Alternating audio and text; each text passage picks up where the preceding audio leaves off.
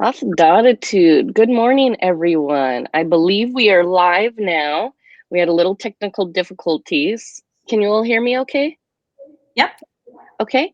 Good morning. I'm Theresa Sheldon from Tulalip Tribes. I currently serve as the DNC Native American Political Director. And so we are really excited to have everyone joining us at the Powering Blue in 2022 Careers and Consulting panel. And so today we have our three panelists with us, and our process is we're just going to go through. Each of you will have 2 to 3 minutes to answer questions. We have a number of questions, 5 to 6 questions for the panel. And then there are potential attendee questions. And I haven't used this platform before, so I'm assuming the questions will come in the private chat, but I don't know. So we're all going to learn together and figure this out, though. And this is being recorded, so people can watch this later. And again, so I think we'll get started. I don't see any messages saying anything. But welcome, everyone. So we're excited to start. And so our three panelists, what we're going to just do is go around and introduce yourselves and give us some background and tell us a little bit about who you are. Atima, can you start us out? And then we'll go to Victoria and then Neri. Is that correct? Nettie. Nettie. Okay.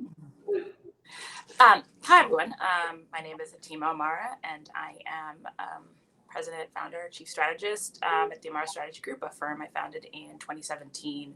Kind of, I would always like to say, kind of in the wake of the 2016 elections, where I was trying to figure out what I want to do and how I want to contribute in the next few years to certainly what was happening in the country, and found that it was important to have a firm that focused on what I've been doing for most of my career, which was work on getting women and more people of color elected to public office, and work with organizations who center those communities and others underrepresented in politics, people with disabilities, LGBTQ plus folks and others in their mission and their work for creating a more reflective democracy.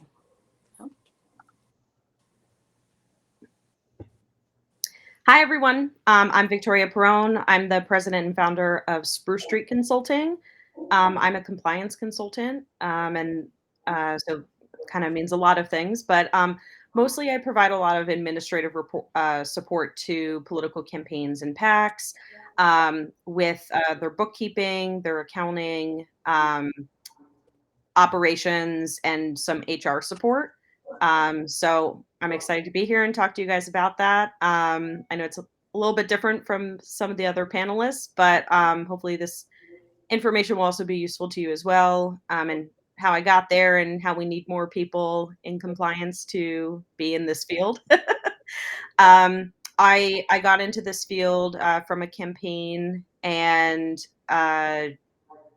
was very interested about compliance on a congressional campaign in Ohio, and came back to DC after that campaign, and wanted to start doing that full time, and had some people introduce me to what that was and who was doing compliance, and we'll delve into this a little bit more about how the compliance consulting has really changed in the last decade in the Democratic Party. So thanks for letting me be here today. Hi, everyone, and thank you to Gain Power and Theresa for moderating and for just inviting me to be part of this amazing panel. I'm already very excited for this conversation, but I'm Nettie Espinosa. I'm Managing Director at NICO Strategies. NICO is a majority women, majority LGBTQ full-service strategic consulting firm. It was co-founded by Jess O'Connell and Emmy Reese, and we've been around for 3 years, so we're a young firm, but we work with a number of national, state, and local organizations and campaigns, across the country on some of the toughest battles facing us today. So very excited to work here today and just share a little bit more about sort of our firm and our work. My work to date has focused on national and state local issue and advocacy campaigns, particularly among communities of color, the Latino community, and the immigrant community. That's included everything from coalition building, strategic communications, movement building, and strategic planning, both here domestically and abroad as well. So I'm just excited for this conversation. So pretty much a whole bunch of amazingness on this panel, that's for sure. So experts beyond. A little bit about my background. I come from Tulalip Tribes, a citizen out here in Washington State where I currently am. So it's very early morning. It's still dark out. Love the winter. Yeah. So it's beautiful to join you all. Currently serve at the DNC. Prior to that, was a political consultant for Emily's List, where we were able to create the first Native American training program to get Native women to run for public office. Before that, was elected to tribal council, served 2 terms, and was a policy analyst in our governmental affairs for 7 years.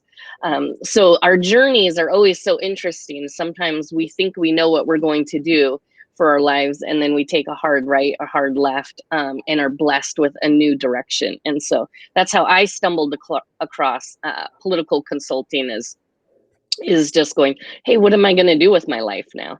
And I was just like, ooh, I love this world. And so it's so much fun, and the ability, and once you have 20 plus years in your career experience, being able to bring that to others is truly a gift.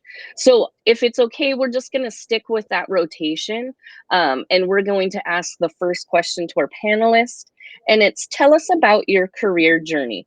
How did you come to serve in your current position? Atima? Yeah, I was just thinking about that. I don't want to say it was planned. I think somewhere down the line, I thought, I probably, with my personality, am not always going to be working for others and probably would end up working for myself. I just thought that would be a little later in life, like, I don't know, closer to retirement or something. And I first off started in campaigns. So I come from an immigrant family. My dad left this country because the politics weren't great. And my mom didn't return for similar reasons. And so they settled here. And really, as any good immigrant kid, like, I was expected to be a doctor, a lawyer, something that, like, was financially secure, made a lot of sense. And I just was like, I'm gonna do this politics thing.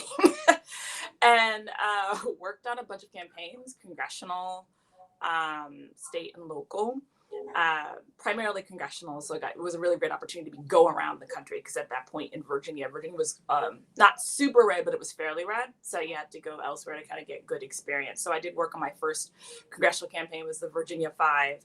And it was right before Tom Perrone took it. So I worked for the guy prior who laid a lot of the groundwork, we like to say, for Perrone's win, building a volunteer operation that had lapsed because the Republican who held the seat had been a Democrat that turned coat, I think about a decade prior. And so I ended up going on the road, worked for labor unions, SEIU specifically, Project Vote, doing voter registration, ballot initiatives, did volunteer direction, GOTV canvas direction.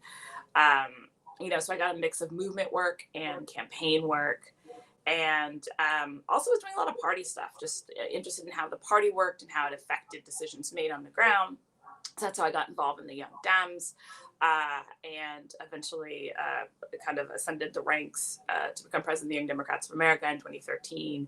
It was the first Black president, and it's second person of color, because first person of color was an Asian woman, but only the first Black person, and only the 5th woman, and it's 80 plus year history. So even though women are sort of like the base of the party, especially Black women, we weren't historically leading it. And that was just a great opportunity to really meet a lot of the players. It was at the time Barack Obama was president. So, a lot more was different in Democratic politics at that time. And, I thought, like a lot of folks, like 2016, we get our first woman president, and then either I go have an opportunity to work happily somewhere in some rung of the administration, or work for one of the organizations pushing proactive policy. And that didn't happen. And so a lot of folks were decided after the 2016 elections, I'm going to run for office. Some folks decided I'm going to go back out on campaigns. For me, I decided, you know what, I have a lot of skill set. It was at that point, 15, 16 years plus of experience. How do I contribute that to these amazing candidates who need support on the ground? I had always been a champion of women getting elected. I had also run for public office myself. I ran for state house. So I had an intimate knowledge of what it's like to actually put yourself out there and the things that went well and the things that went wrong.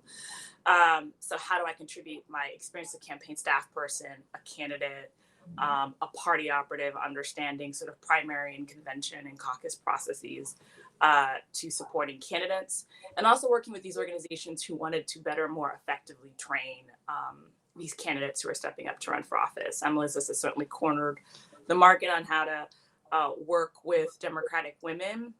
And then Emerge was also Ascendant as an organization that trains Democratic women. But it was also just unique experiences when you're running for office and you're a woman of color. You're a Native woman, you're an immigrant woman. You don't have as many networks financially as other communities have. You're a person with a disability and you might be on benefits. So how does running for office affect those benefits, given the way our system's set up?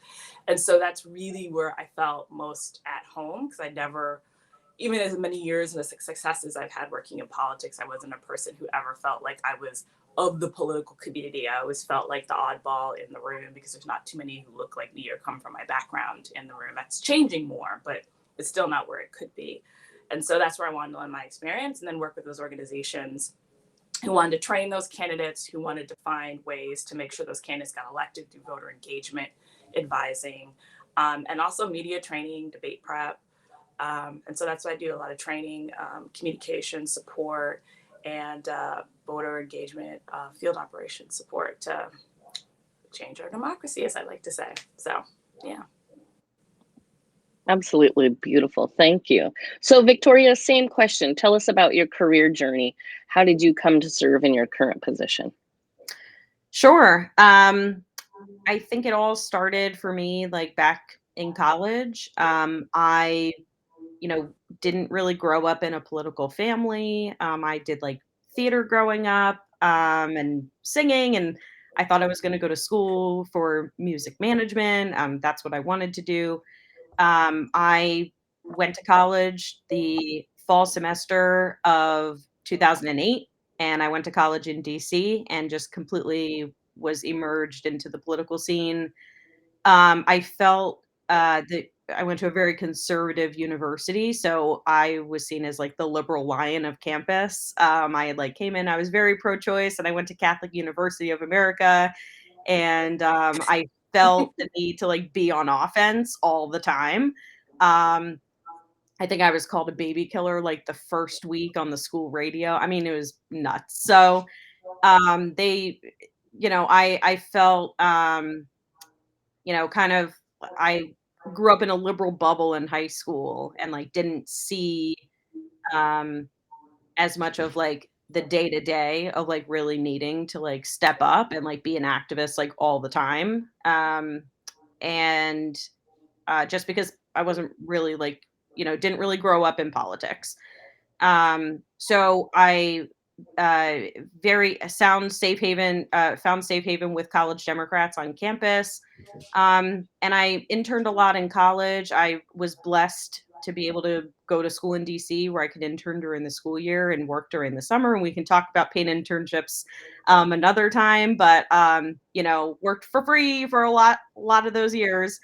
Um, but all of my intern advisors were amazing during my time in college. I really struggled as somebody who excelled in math to really find my place in politics. I feel like there's really only two places that really make sense. Um, One is in polling, and I had already taken AP Stat in high school, and it was not great. Definitely not for me. And I ended up working on a campaign. I'm sorry, I did an internship at Emily's List for data and targeting. That was really difficult, but I did enjoy it. It was very interesting. Um, but I really found what I wanted to do when I worked on a congressional campaign in Ohio in 2012. So I had just graduated. I just finished up my internship at Emily's List, and they basically placed me on a campaign, which was amazing of them. They were really a great support group to kind of give me my first step. Um, So I was a finance assistant on a campaign in Ohio, and I really appreciated being like a big fish in a small pond, and compared to like being an organizer on a presidential campaign and trying to stick out and get a lot of responsibilities on like my first campaign.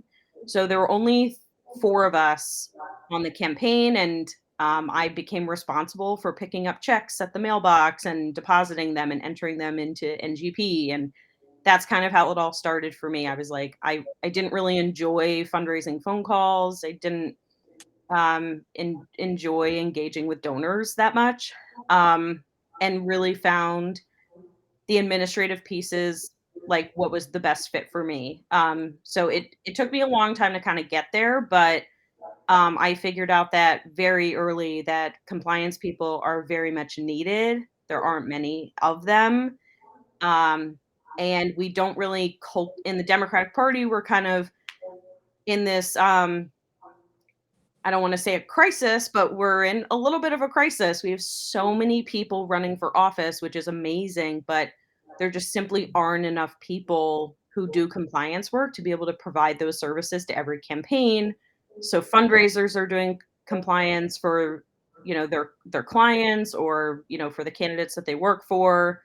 And technically that goes against FEC safe harbor regulations. Like, you're not supposed to raise the money and spend the money at the same time. Um, so I'm glad I found my niche, and it took me a long time to get here, but I've always been employed. So this is my shameless plug. Consider it. Um, you will always have a job in compliance. The last thing I'll say is, it's the way that compliance staffers get assigned to campaigns is mostly all through consulting now. So I'm happy to like be on this panel. Like, I think huge presidential campaigns are really the last place to hire in-house compliance staff. And we can kind of dive into this a little bit deeper in the discussion, but I'm happy to be here and explain kind of how that works, and why that's changed over the years. So great. Thank you. I think process of elimination, learning what you don't like, is powerful too. Yeah. I picked pre-law in undergrad because there wasn't math. Because I was like, who doesn't have math? Oh, this one. Okay. So, Nettie, so tell us about your career journey. How did you come to serve in your current position? Yeah, happy to. Similar to Otima, I have an immigrant background. My family immigrated to the US when I was very young. We actually lived in El Paso in the border region. So I grew up in a very binational sort of culture in El Paso and in Texas. So we could talk about that a little bit later. But as you know, there's a lot of stuff going on there. But that really shaped, I think, some of that background. It really shaped the type of work I think that I wanted to do, the type of people that I wanted to work with. I was the first in my family to go to college. So that was like big milestone just to begin there. It was like, so I really had like no really, of like something that my parents did that I want to go into. It was really just like an open book. But to me, it's just having that immigrant background and some of that work, I saw the need on the ground. And so, after college, I graduated and I went back to Texas and actually worked at Catholic Charities, working with immigrant women, on the ground. And I just saw like the incredible need. And some of that was just providing a lot of the legal services and education and just like, just basic education for them and helping them through their journey as they sort of were recent immigrants to this country. But I knew that I sort of wanted to see immigration in a larger, I wanted to work in it in a larger sort of space. And so I did an internship actually when I was in college, where I interned in DC. And so I knew that I wanted to come back because I was like, all right, like I know the local stuff is really hard, but I really want to work and I don't like a national sort of viewpoint and space. And so I moved to DC and I started working at the Center for Immigrant Progress, where they touch on a number of issues. I know you guys are probably all familiar with that. And so that really opened up a whole network. It really opened up a whole just understanding of just DC landscape, politics, just like policies, like across a number of issue areas. And so while I was at CAP, I was really able to work closely actually with the leadership team. So looking a lot of the strategic planning, sort of the goal planning, the look ahead, right? How to be, just strategically thinking of the fights that are coming up and how to approach those. But I also was able to do immigration work as well, and did some of this like international work as well. I think for me, when it comes to immigration, again, we all know this, but again, like the root causes aren't really addressed as they should be. And so I always thought that intersection of the foreign policy and domestic policy, particularly in the immigration space, was very much needed. But beyond that, I got to work on a number of other issue areas while I was there. And after CAP, I went and did a stint at a comp shop where they were working with a number of progressive organizations who were providing all this communications and messaging to a number of our social justice fights. But what they weren't doing was they weren't really addressing and really communicating with the Spanish language community. And so when you're talking about immigration, when you're talking about jobs, when you're talking about the economy, like this messaging just was not hitting right with the immigrant community or the Spanish community. And so when I was there, sort of built up their Spanish language strategic communications vertical. We did a lot of work both domestically, but also in South America. So worked with a lot of different types of clients on a lot of different issues. And so again, got to deep dive into, these issue areas and just the nuances, right, of like different audiences. So I really loved that. I really loved that work, and I really loved being able to work with a number of different issues and a lot of different organizations who were doing incredible work, but who also just needed extra capacity, who needed extra help and extra brain power to do the work that they were doing. And so after that, I went and worked at the Raven Group, who you guys all are probably familiar with as well, huge consulting firm, and just got to, again, just hone in those skills, working with a number of Black and Brown organizations who are really working with communities of color, who are working on diversity issues, but also just social justice issues of the day. And after the I did a huge project when I was at the Raven Group, working with the Mexican Foreign Ministry. And I was like, all right, guys, like, I think it's my time. I'm just going to move to like Mexico, go back to like my roots, like where I was born. But while I was at CAP, I worked with Jess O'Connell, actually. And so I kept in touch with her over the years. She's been a really great mentor of mine. And as I was about to jump ship, this was also, I think it was about, right after 2016. So I think a lot of people were also like, all right, I think I need to have a little break here. Maybe focus on a little bit something else. And we met up for a beer, and she was like, you know what, I think I'm gonna start my own thing. And you want to join me? And I was like, of course, we're coming up to 2020. And I was like, yeah, I can't say no to that. Like, I know we need, there's so many people out there who are doing incredible work, and it was a critical moment in our country, and I couldn't say no to that. And so that's how, I ended up at Nico Strategies, and I'm happy to talk a little bit more about sort of that work, but here I am. Beautiful.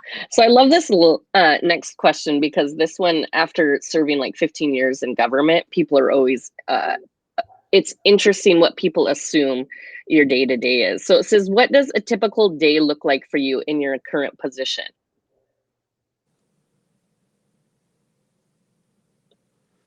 I mean, I want to say it is sort of what you make of it. I think that's the beauty sort of with consulting.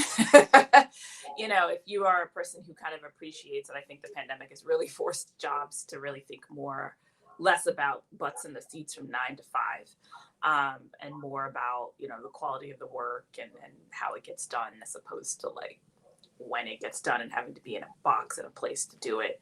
But what I approached my work with was, I want to be able to have some flexibility to do it kind of from anywhere, just with family and such. And,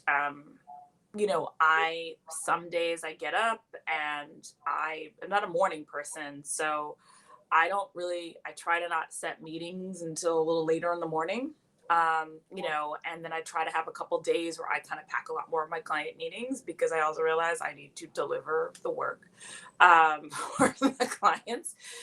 So I try to keep, like, for example, my Monday's fairly quiet so I can work on a lot of admin related stuff, invoicing bills, checking other things, client deliverables, all of that, and then kind of get into the bulk of meetings a little bit later in the week. And then Friday do a lot more thinking of wrap up and then what the next week looks like. But I try to keep my schedule pretty flexible so that if stuff comes up, I can fit it in. So I was an early adopter of Zoom before 2020 forced a lot of people to adopt Zoom. I wish I'd bought stock in Zoom had I known. Zoom, Slack, ways to pay, go back and forth and paying clients and vendors pretty easily electronically. So I was an early adopter of all of that. So I can make work easy. I can just basically pack up my laptop and my phone and could be visiting my family in another part of the state, or I could be just traveling to another country, when it was a lot more open and easy to do that. And so I try to keep my days pretty interesting and controlled. And I know, like, usually, at least in a major election year, it gets a lot more unpredictable in September through November. But yeah, that's how I try to. I hope I answered the question what my days look like, but I try to have as much control and not be as controlled by my schedule. So. Oh, I love that. Beautifully said. Victoria, what does a typical day look like for you in your current position? Yeah, it's definitely less remote than Natima's job. You're very lucky. So similarly, I try to schedule out my day to day because usually, pardon my French, shit usually hits the fan somewhere. There's usually an administrative crisis that needs to be dealt with, or somebody forgot about a tax filing that they didn't tell me about, or oh, I need you to wire transfer something. So there's a lot of urgent things that come up. So I plan my day similarly to Atima. I schedule out particular time to have meetings, but then the rest of the day I have it cleared out to work on actual work. I'm not a person who can have an 8-hour day where it's back-to-back meetings because I have too many things to do during the day. And also for me, I have to do things during banking hours, which is 9 to 6. So, or 9 to 5:30. So I don't have the luxury of doing a day full of meetings and then working after those meetings. I have to do work during the regular business day. So it's a little bit different than probably other consultants. So I try to plan meetings in the morning. I have ADHD, so for me it's easier to do meetings all at the same time in the morning and then have a chunk of work time in the afternoon. So that works for me. And then I can really zone in on work. For financial work, if I'm working on an audit, I can't be interrupted. I have to have a block of time to work on something like that.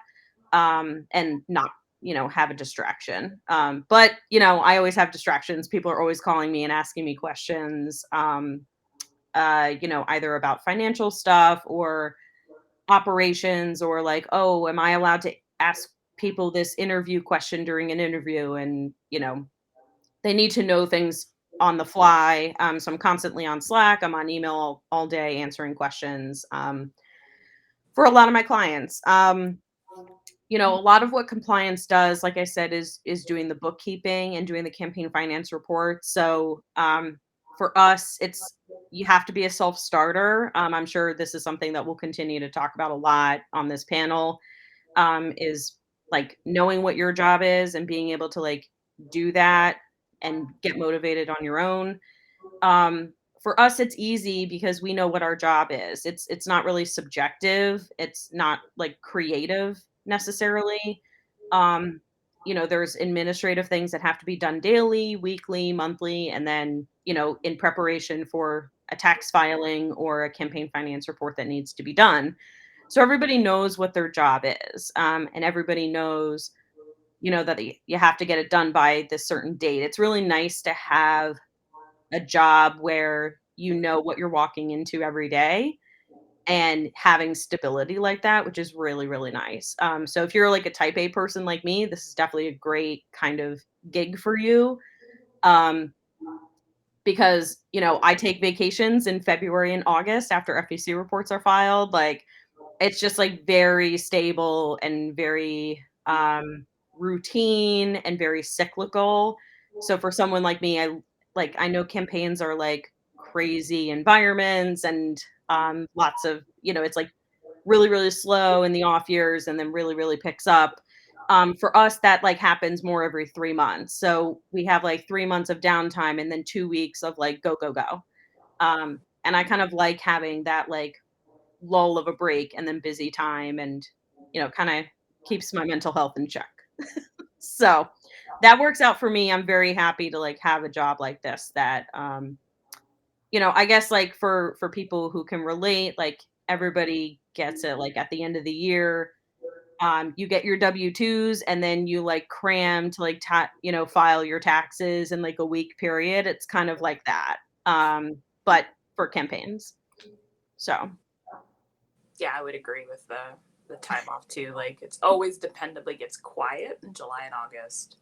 Yeah. And then definitely gets quiet again. If not right after election day, then certainly in like by December. So like I remember just being at like I think it was Emily's list like 2018 or something like or 2019 after the 2018 elections, and folks were just saying like, oh, where did you go? Like if you went to Colombia or you went to Mexico or you went to just visit your family, like because everybody just took time off in December. They're like, God, see ya. Like I know. Yeah. We thankfully do get breaks for the holidays, but it's a quick break. January is usually busy for us because of 1099s that we have to issue to all the consultants. So really February is like our break. And that's when everybody gets a lot of time off, which is great.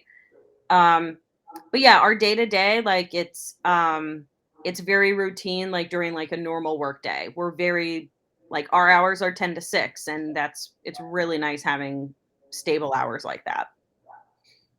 So Absolutely. Nettie, let us know, how's your day? I think similar to Tima, every day is different. It can look very different. I think the thing with consulting is that there is an ebb and flow, right? There are weeks and days that will be super busy. Everyone will want everything from you all at the same time. And then there are times where like, maybe like, hey, like this week maybe is not like as bad as like the last week before. But there is that ebb and flow. And so I think the way I approach my day-to-day, typically, yes, I will have, client meetings scheduled. I am a morning person, so I do a lot of my thinking, some of the, writing like early in the morning before anyone else is sort of up and the emails start coming in and the Slacks come in through and like text messages. So I do that really a lot of that thinking and work early in the morning. Most of the day is sort of, spread out with meetings. So I sort of try and approach, my day with an open mind and flexibility because, as we know, with consulting, there will be some fire that comes up right away, or that's like they need you, so you have to drop everything else and like just readjust. And so a lot of so just having that mentality that like even though you might have planned your day, like it's probably not gonna like pan out the way you planned it, and you should just be ready for that and be open to that. So if you like do not like to just switch your plans like last minute or like having to like shift things like quickly, like I feel like consulting is probably not the right fit here. But also it just depends on the type of consulting as well. Yeah, I mean, it's similar to, to other folks. I mean, in terms of the pandemic, when it hit, a lot of our work was, since we were already working with a lot of clients who aren't necessarily based in DC, we have a lot of work that we do in Texas and other states. And so we were already used to some of the Zoom, we were used to the Slacks. And so, we communicate with our clients throughout these different mediums. That also requires that, maybe checking emails, and we have a call, and we have like a Slack that I'm looking at. And so it's just like, you're constantly sort of communicating through different mediums.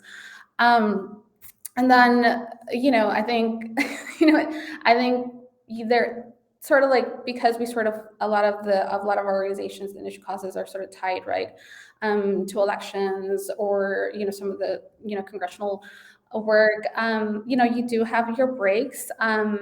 except, Nico does a lot of Texas work. And so I think this year showed that like didn't matter because, you had like 3 special sessions that were, so it's been continuous. And so I think depending on the type of client, the type of work, a lot of the art state and local organizations who have been sort of fighting these fights on the ground, they have no rest, right? We work with a lot of organizers who are just in the fight day in, day out, and so we're with them in it. And so sometimes, our days are long, but it's great, and we get to do that type of work. But again, I think for me, it's just flexibility. It's okay if the day doesn't pan out. You may have long days, but again, you usually there's a little break coming up, in the days, and so that's okay. And so, yeah. Well said. Listening to all of you, I realized that I hope I never work in a cubicle or office again for 40 hours a week in my entire life, like never. And I think the pandemic has shown like we're very productive and do not need to be in a cubicle. So anyone who still is thinking that's the structure of their business that needs to be, don't. Like there are so many talented people across the entire country. Like you don't have to be all in DC. And I think that's the power of the pandemic has shown people. The other thing I recommend is investing in a very good chair. I went through a whole lot of hip, and my chiropractor was like, "What are you sitting in?" And I was like, "Oh, okay. So Yeah. your chair matters." I live by my schedule, and so I'm just like I use my schedule for personal and work because I'm like I don't know. Hold on, when can I do a dentist appointment? Nope, I can't. I'm a single parent too, so I put in carpooling to my son's school, so that is in my schedule. So I quit booking meetings while I'm driving because I was messing that up. And so it's like these learning things, going, nope, you have to cut out those 20 minutes because it does not work. You meet in the car and then try and tell your kid, hey, I love you. I hope you had a good day at school, but can you be quiet? So there's a lot of balance that has to be done for sure, but it's so worth it. It's truly worth it. So our next question we have is, what is the most surprising thing about your role? So Atima, what is the most surprising thing about your role? Let me say one of the most surprising things about my role always, I think it's more around the like business owning aspect of it. Like I think a lot of folks think about the awesomeness of working with a variety of clients and sort of the stimulating, interesting stuff about it. And it is like it's an awesome opportunity to get to work with great organizations or great candidates on a bunch of causes. But it is, and I was trying to remember the saying about like just sort of having your own business, and it's just like all the stuff that happens behind it if you don't have a bunch of staff. At least sort of with Nuco strategies, like you have a couple partners and a couple like staff below, but it's like you or a couple other subcontractors. It's like, all right, and make sure invoicing happens so I get paid. I can pay other people. You gotta make sure, I'm on top of my filings. Oh crap, that estimated taxes thing. Like when you're doing well enough making money, you have to pay taxes quarterly because you're no longer taking a W-2 where your taxes get taken out of every paycheck. So things like that. Thinking about ways that you can track, you have great clients you want to work with, but at some point some might roll off because cyclical, or change in priorities for said organization. And so how do you think about bringing in new and interesting business? So teeing up those conversations with individuals that you might think you want to work with in the future. You never know where you might find your next interesting client. And then just sort of like the sort of the daily admin stuff. Like I know that's how I end up having Mondays where I was like, okay, nobody's trying to have calls first thing on a Monday morning unless something's on fire. So it's like a great time to make sure I'm getting paid by like invoicing, and handling all of sort of just the daily admin and operation that comes from handling like just running your own business. So those are the things that were surprising. Like I knew that existed in dairy, but you always see these bigger corporations that have like staff that handles payroll, and you have sales who handles clients, and sometimes you're in such a small enough business that like it's really you and like one other person. So there's a lot more of that admin stuff to make the business just go in behind the scenes that needs to happen. So Hi, and also I'm joined by Libby. This is my sister's dog, Libby. Yay! I know. I was like, is that a puppy or a kitty? Yeah. She was scratching on the door, so I let her come in. Hi, I know you're a good girl. So I think the biggest, not surprise, but well, I guess a little bit surprising, but not surprising at the same time, is kind of like how much I've had to explain to people like the importance of what I do and the importance of campaign finance. It seems to be like if you have enough money, like then you'll hire a compliance consultant, which is nonsense to me. Basically, uh, the campaigns and the PACs and nonprofits that I think are strategic or have done this before usually contact compliance first to set everything up correctly the right way. When you're applying for your EIN with the IRS, like it's your employer identification number. You have to set yourself up with the IRS in a correct way so that you're paying taxes the right way or you're exempt from paying taxes the correct way. And it's my like internal struggle as a compliance person is like feeling relevant. I feel like sometimes, especially with like consultants that are like doing more strategic work or like more programmatic work, like writing TV ads and um, feeling that I have a seat at the table sometimes. I think that's like a really big struggle for compliance consultants is to feel respected, especially as a woman doing compliance. Some people like treat me like they're like secretary or administrative assistant, and it's like, no, I like do I do more advanced work than that. And sometimes when people don't know what I do, that's how it comes off. So I think like that's like a struggle that all compliance and operations people like have is um there is a strategic way to do compliance. There's a strategic way to offer operations to campaigns that coincides with their programming. And I think people who have worked on bigger campaigns understand this. And sometimes it's like hard to kind of plow through that and it's frustrating to like have to explain to people like why the work that you do is important. And I know that like, maybe a team and, Nary like don't have that per se because you're doing communications, but I feel like that's the difference in the kind of consulting that we do. People will often say like, oh, well, I don't need compliance. I can deposit checks myself. And I'm like, well, did you know that if you get an excess contribution of $2,900, that technically when you reattribute that money from the primary election to the general election, you legally are required to offer a refund? I don't think a lot of people know that. There's a lot of basic things and a lot of nuance to campaign fine. There you go. There you go. If you didn't know that, you learned something new today. I don't know. Yeah, but there's a lot of nuance to compliance. There's a lot of rules. This is why people just hire compliance consultants now instead of hiring, picking somebody out of the field to do this because it's like hiring an attorney, to a different extent that like you're hiring the experience and the institutional knowledge of what these laws require, rather than the person. Like you're hiring the knowledge from these individuals when you hire a compliance firm. So anyway, I know that lawyers really value the work that we do. I know that campaign managers do because we're helping them to manage their budget and cash flows.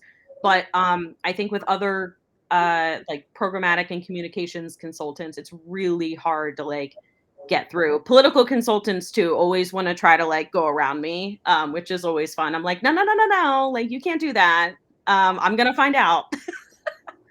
So it's just like yeah, it's difficult, like, as a woman being assertive in this role and having to tell people no. It's really difficult and a challenge. Not surprising though.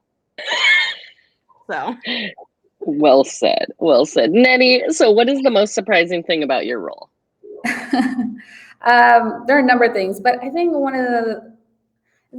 I'll do two-track way. I think with clients, I think in consulting, an organization will come to you and be like, hey man, we need help with this. It's like, you do your scope of work. It's like, great. Yeah, we can help you with that. We got you. Like, we have a whole team here. And then as you start talking with them and working with them more closely, it's something else, right? Like they actually maybe need help with, or something else pops up that is just like entirely different. And so I think, that's one of the surprising lessons, I think, just reflecting from this year, that is just because so many organizations are going through these, extensive transitions and shifts of people, and like our nature of work is changing. I think a lot of organizations are just struggling with all types of things, like not just in the work, but internally. And so I think that's actually one thing that sort of this year we really saw in our work, across organizations and campaigns that we do, is that they came for something and we're like, oh, wait, that's not that at the end here, midway, it's like, oh, I don't think I think you guys need something else here. But, but we're always happy to adapt and shift in that sense. And I think the other thing, I think, I mentioned Yuko's, we've only been around for 3 years. So we're very, very young. And, I was with Yuko since day one. But we have this year, we've sort of doubled in size. And, I think what's surprising with consulting is that finding the right people, which is, I'm so glad we're having this this whole panel and talking to people who are interested in this field. There are a number of people who are very skilled at what they do, who are amazing strategists, operatives, and we have that in our team. But I think with consulting, and you also have to find the right type of person who brings the skills, but also just the approach to the work. And that culture fit is just so important. And so I think those would be my 2 things here. Absolutely agree. Some people think because you work on your own that deadlines aren't there. And it's like, no, deadlines matter. They're so important and you cannot miss them. And so it's like, you have to have people who are, like, we need it on Tuesday. That means Tuesday. It's not like Tuesday, I'm going to look at it. Sometimes earlier. Right. Normally they're like, Monday evening, did you get it done? And you're like, hey. So our final question for this amazing panel is, what are the most important skills to have as a consultant? So what do you feel is the most important skill to have as a consultant? And I do see in the comments, Megan has asked as well a question, and we can get to that too after this one. Yeah, I think one of the most, I don't want to say one of the most, but a skill to have is being comfortable with a little bit of the unpredictable. And I go back a little bit to the, I know folks who say, like, I'm consulting, and it's like a thing that I used to do. It's like a little bit in between, like, campaign gigs and whatnot, where you just help like 1 or 2 people. But when you're really trying to make a business go, and you have to like pay people and you have to pay yourself, you really should be, used to sort of a little bit of the unpredictableness that comes with, you don't, especially when you're building it initially, don't always have like a lot of like things that are consistent. If you're able to sort of like land a client early or 2 that continue to like be the base or foundation of like money coming in to keep the business moving, so you can go and find new clients, like, great. But sometimes, there's a lot of unpredictableness, and clients come and go. You want to go and try work with other clients, and so just being prepared for like, like, there might be a month where you're like, oh crap, like I gotta go find a client. I gotta go find stuff to do. Like, especially if like bills are due and like, a whole bunch of other different things. So I always say, like, be prepared for that. If you're a person who doesn't like the hustle of just trying to find people you want to work with, you just like probably are more suited for like the W2. I remember somebody had this great rant on Twitter. She runs her own, like she freelance runs her own thing. But she's like, I'm never going to criticize somebody who has a reliable check, who wants a reliable check coming in every 2 weeks, 401k, like maybe your metro ticket or subway ticket if you live in a city paid for, like all of those things. It's just a different mindset being on this side. And so, especially when you're building up something. So being ready for the unpredictableness. And also, what's another thing that I think, also keeping abreast of some of the new things that are happening in your field. I feel like in compliance, like the fact that I didn't know about those things is like there is something changing all the time, which is why I value compliance actually, is because there's always stuff changing in the field and you've got to be abreast of that. You got to understand that. And there's a lot of stuff changing in campaigns. When I first started in campaigns, people weren't using a whole bunch of tech to model out whole universes. Like it was like, all right, these people vote, these people don't, these people vote some of the time, and that's kind of it. Now you got this person is a 40-something-year-old voter, and they read Vogue, Cosmopolitan, and this, therefore they're likely to be pro-choice. Like, it's just like all these things that have changed in our industry that makes it easier for us to find voters, identify them, know our groups. TV has changed how you present, like, the things that you need to wear. Because when I prepare candidates for TV, I'm like, you need to look like Real Housewives nearly going on TV because these HD cameras are not playing with you. It's just all these things that have changed. And so for me, I also find it's important if you're going to do this work is if you started 10, 15 years ago, which is usually where most people start consulting is after 10, 15 years in the work, is make sure you're staying au courant on what is happening in your industry. That's the other thing. And also be prepared for changes. Like people I know who started in field ended up doing digital. Some folks who started digital ended up doing traditional communications. Some folks who started in fundraising realized they like the compliance end of things. Like, and sometimes your fields completely disappear. Like I remember when that thing called new media was what the 20-something did. Now it's like a whole department and different channels you need to know and understand. And do you do organic? Do you do paid? Like, so, be prepared for like new industries that open up for new opportunities in our work too. Rant over. Completely agree. I was going to say, two of the things I was going to say was hustle. You need to be a self-starter. You need to be ambitious and also like staying current in your field. Like we at my firm, like we have to prioritize continuous education and trainings. The FEC, like everybody on staff is required to do FEC trainings every 2 years to stay current. There's also lots of different kind of trainings that fall under the compliance. And then also what you were saying about software is so essential because when you're a consultant, you're expected to know the best softwares, the most efficient softwares, the best, pricing for softwares. So actually my firm, even though it's like not in our portfolio, just because people know that we're paying the bills, they come to me and ask for vendor recommendations all the time. So we just keep a folder for our firm of, vendor quotes and recommendations that we just send to people and have it on hand because it's just what's expected sometimes.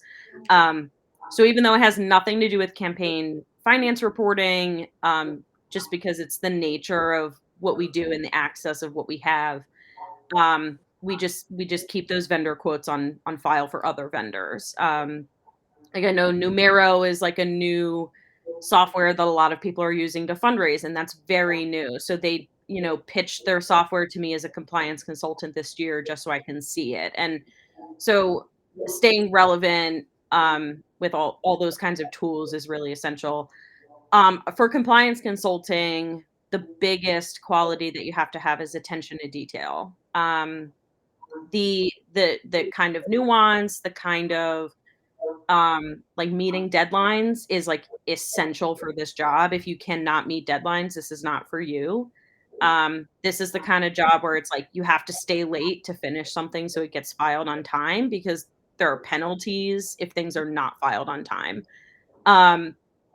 So It's actually like some of the only legal requirements for campaigns are petitions and getting on the ballot. Oh, sorry. Libby, it's okay. Getting on the ballot and filing your campaign finance and filing your personal financial disclosures. Those are some of the only like legal requirements to running for office. Like you don't have to run TV ads. You know what I mean? It's not a legal requirement that you do. It's just like you will do it if you have the money. But in terms of legal requirements, like all of those things fall under our plate except for petitions. So all of those things have to be done. They have to be done correctly and they have to be done on time. Um, and flagging things for candidates and for consultants and making lists and just being organized in general is just like what you need for this job. Um, Especially when you're juggling multiple clients, you just have to stay on task. You just have to keep a running list. You have to figure out a way to keep yourself organized. I keep mentioning I have ADHD, and like how I stay organized is very different from somebody else at my firm. And just like figuring out what works for you and keeping a system and going with it is the best advice I can give to anybody who's doing consulting. For you guys who are doing, you know, things that are much more up in the air, I don't know how you do it because I would like my brain would go nuts.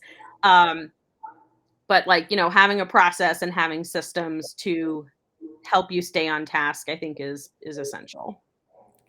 Well, I would totally, first of all, echo plus what you all have said, but also just, yes, like you need to have those, like, you need to be able to organize yourself. You need to be able to have really strong project management skills because you are dealing with so many balls in the air. And so if you're not organized, if you don't know what's like what you're supposed to be doing or deadlines coming up, like that won't work. But so totally echo that. Also just echo again on the trends. It's just so important because, you know, organizations or groups or people will come to you because they want to work with you based on your experience, but they're also coming to you to help them think, right? And I think just being on top of those trends, being innovative, right? I think in our space, a lot of things are like, this is how it's supposed to be done, but if we know the record's not there, if we know the wins are not there, then we need to change it up. And so I think as a consultant, you really want to look into the trends to be innovative, to be able to advise your clients to do something better or something different, you know, so to have better results. So I'd say that being just a quality as well. And also just this curiosity. It's so important for you to be curious. If you're not curious, if you don't want to work on a number of issues, or if you don't want to work with a lot of different people or a lot of different, you know, curiosity is so integral to this work because it sort of just keeps you interested in the work that you're doing. Curiosity, interested in like growing your skills, different types of skill sets. And so I would add that to, you know, some of those qualities there that we need.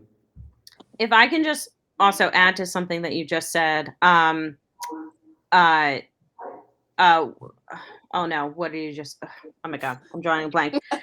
I can't, oh my God. The last thing that you just said. I don't know. I'm drawing a blank. Curiosity, trends, innovation. Oh, innovation. Yes. The one thing that I find very, very difficult sometimes with some of these consultants who have been around for a long time is actually being innovative and like doing something different than what people are always used to doing. I think one of the things that I really enjoyed about working on the Hillary Clinton campaign is that there was so much innovation and people were willing to adapt and people were willing to upgrade softwares and all of that. And like, even though she did lose, I feel like that was the most like organized and efficiently run campaigns that I've ever seen. You know, but when you have a politician who has been in Congress for like 10 or 20 years, like I remember a Senate candidate at one of my first consulting jobs when I worked at another firm, and they did not want to adapt to digital fundraising. They only wanted to do direct mail.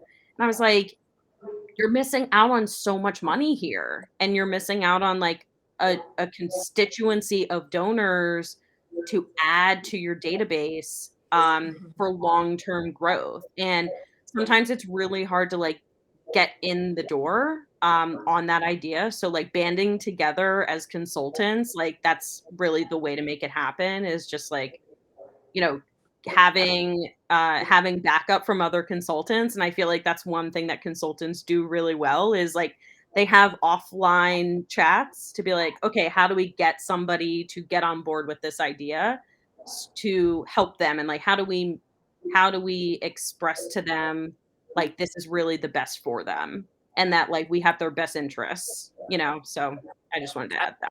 I would add that, and I would agree to that. Cosine plus plus. Yes. Because I remember it was like after the 2020 election. Yeah, it was. Where it was like AOC made a couple comments about how, like, she looked at some members who've been around for a while and they hadn't really updated their digital. They hadn't really changed how they did some field innovation. And people were like, oh, boo AOC, because like, you're always criticizing the party. But then like Doug Jones from Alabama was like, she's not wrong. And then Beto O'Rourke was like, she's really not wrong, y'all. Like, and it's true. Like, I've worked for candidates where, like, I think one of the reasons that he did well in the 10 elections when a lot of Democrats lost was because he hired like new staff, and I was like, we are tearing all of this field stuff that you used to do apart, and I am like starting from scratch. And a lot of his colleagues lost because they didn't do the same things with their voter engagement work. So there's ageism in this too. So when we look at data plans and digital, and I keep saying, if I ever run again, I'm hiring the 20-year-old to run my digital. Like, I'm sorry, but no, like there's just differences. And so if you're trying to do your Snapchat and Instagram, and AOC, I think changed the game. And so TikTok, all of it, you can't be afraid of it. You have to embrace it and use it. And one of my skills I always tell people I think you need is to actually like people. And I said, all you do is work with people. So you have to actually want to work with other human beings as a political consultant, as a trainer, and you want them to succeed. And so that's the whole thing, is that you get to grow and help them elevate to their best level. I think that's one of the beauties of this. We had a question from Megan, who asks, do any of you recommend getting a data analytics certificate to stand out in working as a staffer on campaigns? Yeah, I think it depends, I would say, just on what you want to do. It certainly helps in field. It certainly helps in digital. And it's not necessarily having the certification, right? Like, there are a lot of people who worked on campaigns and ascended a pretty high, I want to say David is one of those. We don't have a college degree, you don't have a whole lot of certifications. Like, you have like a lot of skill and you have a lot of talent, you have a lot of hustle. But like, if you really want to get into like expertise on certain things, and you're like, I really want to up my game in understanding digital and targeting voters, or I want to be able to do that in the field, getting additional things like data and analytics is good. I think the one that would be most relevant to my field is either an MBA or a certification in bookkeeping. I don't necessarily think grad school is required. Like, I'm not a CPA. I don't have my MBA. I think MBA is really valuable for a lot of reasons, but it's not necessarily required.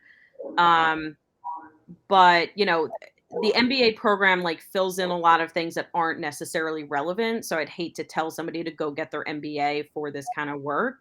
Like, if you're really good at managing budgets, I don't really think you need one. If you wanted to do that and like get a bunch of different skill sets from the MBA program, that could be relevant. That's fine. But like, branding and marketing is not really something that I would need to learn to like be successful in my job.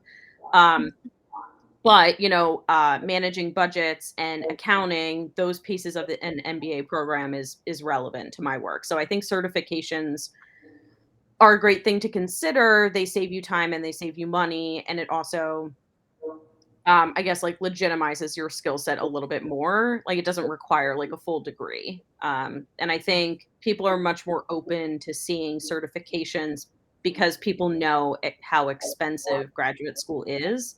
And graduate school just like isn't the right fit for some people, or necessarily required in the political field. Undergraduate degrees are also not necessarily required in the political field either.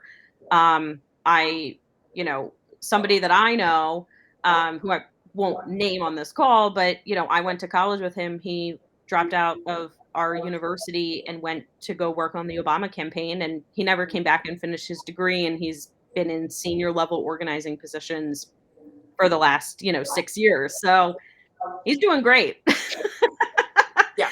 So, I think being creative about what degrees you actually need for the field that you want to be in, but I think working campaigns for a few years and kind of figure out what your niche is and then expand on that.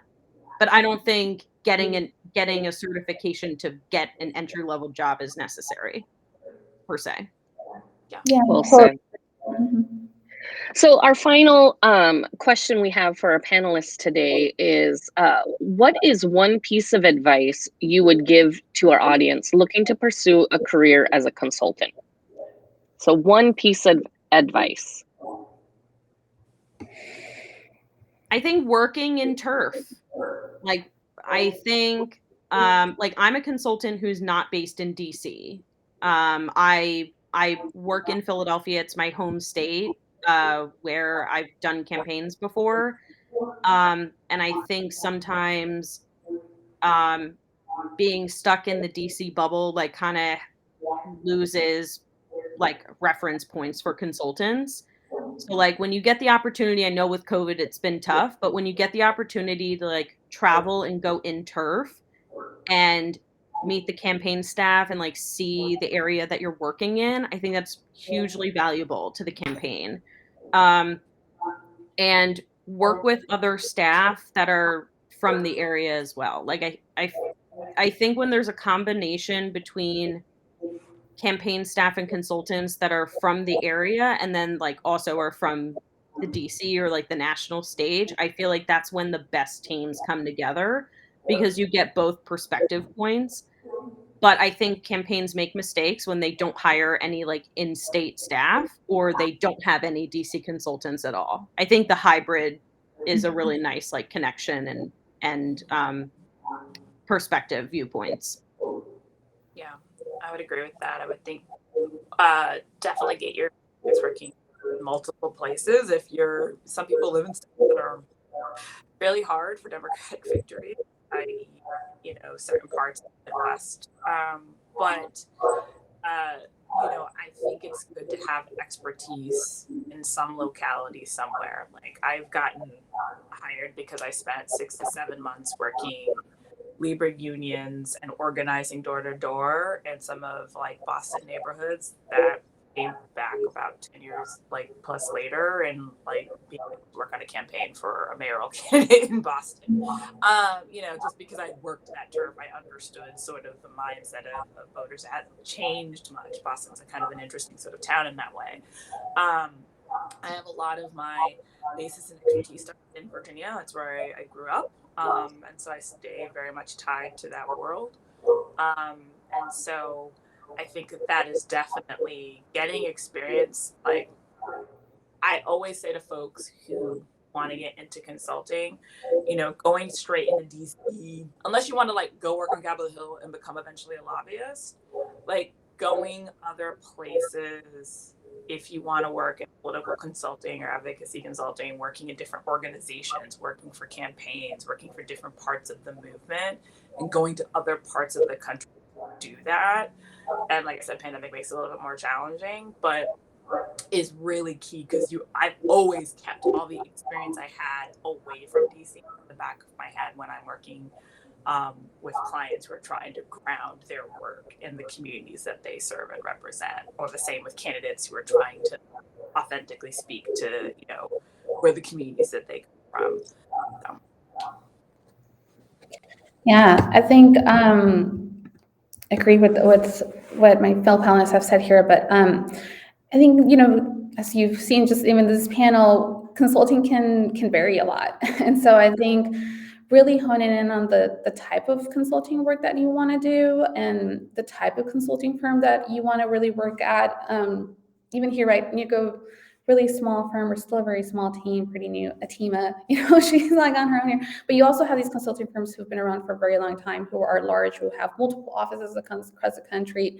And the culture is just very different in all those different places. And so I would really advise you to look into the type of culture, the type of work, the type of clients that whatever consulting firm that you're looking at, you just take a look at that and make sure that either aligns with your values, with the type of work that you want to do, with the growth, whatever growth you're looking at in terms of your career.